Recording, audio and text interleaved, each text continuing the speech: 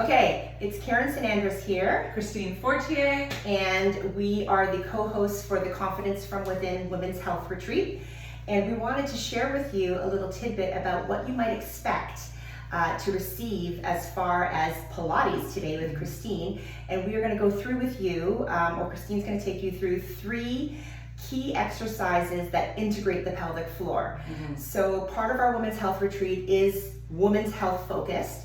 And I'll be running workshops daily, and then Christine will be kind of building on those workshops with her yoga and her Pilates functional, and I'll be doing functional movement, all geared towards integrating the pelvic floor and your core. So having said that, did you know that your pelvic floor is a part of your core? A lot of people don't even realize that. Your core is made up of 4 integral muscles. And I always say that these muscles, they go together like gears in a machine.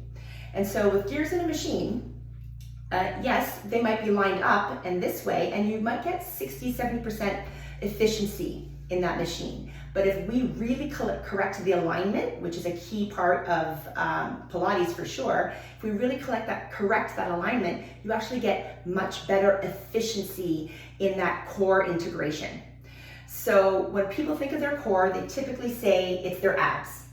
Your abs, your rectus abdominis, the 6-pack, your external obliques, they start from here and they come down this way.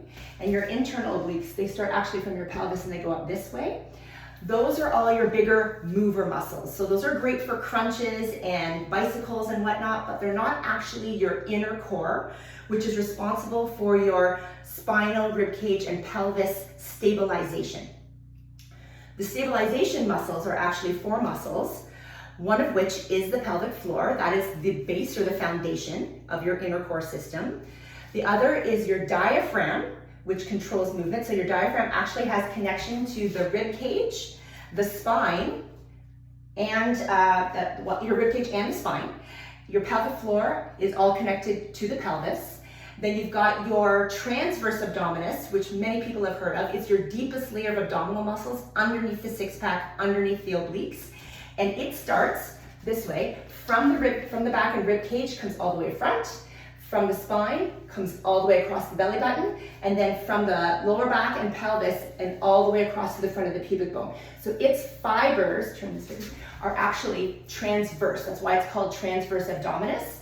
And funny fact, while you are pregnant, your transverse abdominis is literally your muscular maternity belt. So when it activates, it does this, and that's what's hugging baby in and up to help support baby while you're pregnant.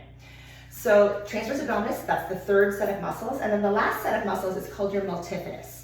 So your multifidus starts in this little area that a lot of people call their little back. That's actually your sacrum. So your sacral area is actually full of multifidus muscle. And the multifidus works like a chain. So it goes link by link. It's actually a whole set of small muscles that goes segmentally up all the way to the top of your back. So these all attach segmentally to the spine. And the alignment is what allows all 4 of these muscles, diaphragm, transverse abdominis, multifidus, and pelvic floor, to work together and work together at great efficiency. So what we teach is how do I find that great efficiency and alignment so that I can actually fire my core even when I'm not thinking about doing core exercises. So standing posture, sitting posture, and all the postures that you take during exercise, not just Pilates, but even when you're doing squats, whatnot, it's important. Alignment is key. So what Christine's going to teach you is some key Pilates exercises that address and integrate the pelvic floor, and will give you some global movement. And these exercises are meant to be simple, quick, fast, dirty. She's going to give you a modifier and an amplifier. And let's get to it. If you have any questions, reach out to us. I'm at Karen St. Andrews on Instagram, and we've got Christine_M_Fortier. We'll write that again. At Instagram as well. So we would love to hear from you. And this is just going to be a taste, a little teaser about what you might receive. Starting on your back, Health. position your pelvis or your spine in a neutral position. This is the natural, beautiful curvature of our spine. Typically, hip bones, pubic bone in the same plane. A little bit of space between your lower back and the floor. Arms down alongside your body. You're going to want to make sure they're not too close to your body, as it does elevate the trap muscle. So in a small V position, you're going to inhale, tuck the chin slightly in towards your chest, and on your out breath, Imprint your spine gently and start to peel your back up off of the floor, leading with the pubic bone, extending your hips forward, firing up glute muscles. So at the same time here, you're going to want to make sure your ribs are knitted slightly together. Your tailbone is reaching, not under, but reaching towards the back wall. And again, positioning here, working through breath, inhaling, exhaling. So pausing here at the top, take one more inhale in, and as you exhale, you're going to want to articulate and pull the vertebra back onto the floor, one bone at a time, coming back into the amplify this basic move. We'll take it one step further. Again, we start in that neutral position, slight tuck of the chin to breathe in, and as you exhale, gently imprinting the spine, anchoring the heels, and again, peeling your spine up off of the floor, one bone at a time. Once you're in this position with your ribs knitted together, glutes fired, you're going to take a breath in and bring one knee into the chest. So making sure that the weight is resting onto the shoulder blades and not the neck. Okay, pausing here at the top, and as you exhale with control, release the foot back onto the floor. We take a breath.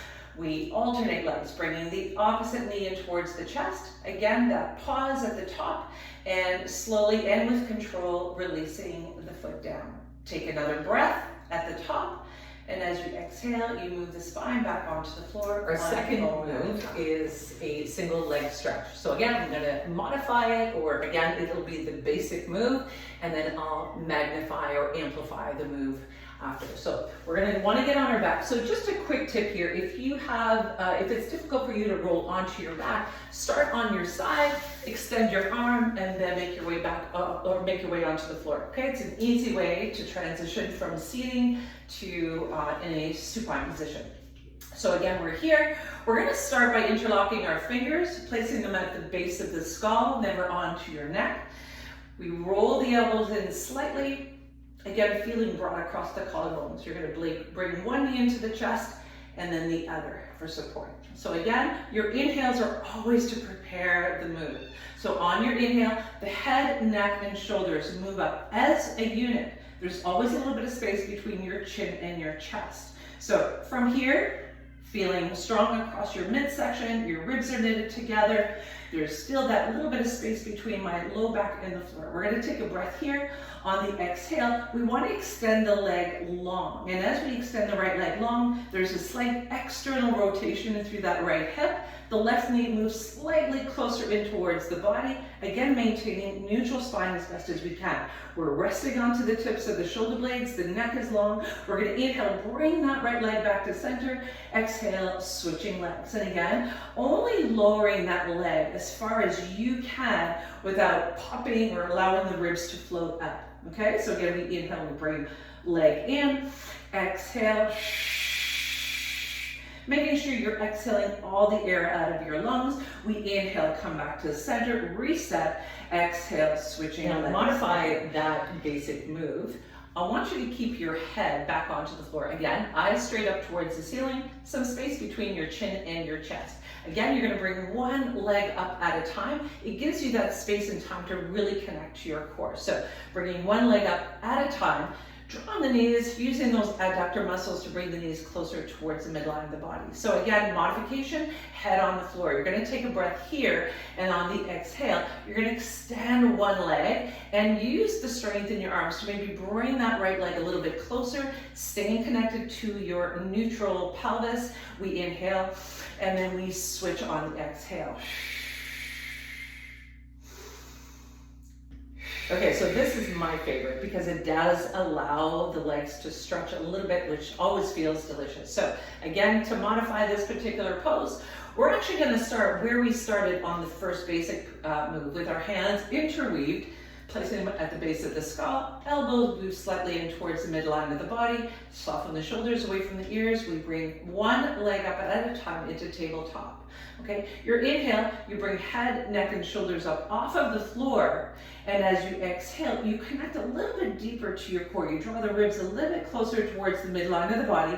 Again, always having that space between your chin and your chest. right? We don't want to jam our chin in towards the chest, nor do we want to hyperextend. So we keep that safe distance, okay? Again, only to the tips of the shoulder blades. You're going to take a breath in and you're going to stretch one leg away from you. So this is actually where we start, right? To amplify it, you're going to stretch your opposite leg up towards the ceiling. Again, reaching the legs from one another, okay? Then you place the hands behind the calf or the quadricep. Again, elbows out to the right and to the left of the room. We're going to take a breath here. And as you exhale, we make a quick switch. And again, using the strength in our arms, we bring that leg slightly closer towards our chest. Again, inhale here. Exhale. Inhale.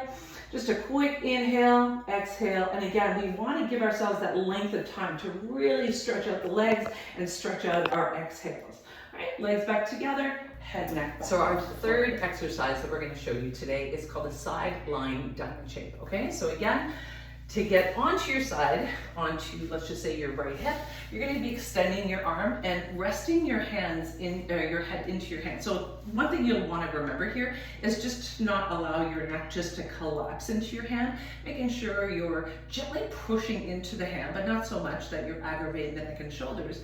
And again, always ensuring that your core is intact. Right? You're not just collapsing in through the ribs and in through your neck. So with intention, okay? So you're gonna start with your shoulders, your hips, and your ankles in alignment, your knees bent. And I want your fingertips just in front of you to help keep you balanced. Okay, so on your inhale, we just open the hip here, and you want to make sure you're not torquing that hip back, but keeping the hips facing the front. So really, the flexibility, the mobility in your hips and the strength in your glutes is going to determine how wide you open the hips, right? So don't overdo it. So, but on your inhale, again, we open the hips, right? We want to really fire up that back glute. That is going to emphasize the stretching through the front, okay? And on the exhale, we just move the legs back together. Very basic. We inhale to open, keeping the core nice and strong. Exhale to bring the legs together. So again, breath is super important here. Don't hold on to your breath. And again, this is so glute now and hip massage move just slightly. So again, this is the basic move that I showed you at the beginning. Second part, well, you'll want to use a little bit of resistance. Again, if you're strong in through the glutes, you're mobile in through the hips, this should be your next step. Okay, so again, we inhale to open the hip. Again, using that gentle resistance, I'm using the lowest resistance band. And again, as you exhale with control, we bring the knees back together, always staying centered, fingers light on the floor. We inhale again to open. We exhale. So now we're going to take it another step. This one is definitely for the more intermediate and advanced. You're going to want to rest onto your forearm. Again, paying really close attention that you're not collapsing in that shoulder, keeping some space between your ear and your shoulder, feeling really broad across your collarbones.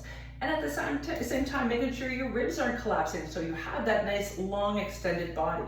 So from this position, ear, shoulder, elbow, all in alignment, place one hand onto the hip, or you can take it up towards the ceiling. On your inhale, we're actually gonna just get the body ready. And as we exhale, we pick up the hips, we open the hips at the same time. Maybe a little bit of a pause here at the top, right? Exhale, come back to the center. So there's always that inhale to pause. Again, we inhale to get back to center. We exhale, we pick up the hips, we open the hips, and then we inhale to pause. Exhale. Again, the control is the coming down, right? We don't want to collapse and just release down. Everything is done. So those are through three breath. amazing, easy to do with modifications and amplifiers, Pilates exercises by Christine that integrate the pelvic floor. And alignment is key. If you are curious about learning more about how we work together, how we integrate Pilates, yoga, functional movement into women's health topics and learn more about women's health, drop your email here and take these exercises, reach out to us with any questions, and we'd love to see you in Panama next year. We'd love to see you. Yeah, It's gonna be fun. So fun. It's gonna be so good. So I fun. can't wait. And the food. Let's just talk about the food. Well, let's first talk about our bodies and how we can use all of these moves, and with the basis of community and just really all a very well-rounded retreat incorporating all of what women's health really means. We're celebrating the woman. We are.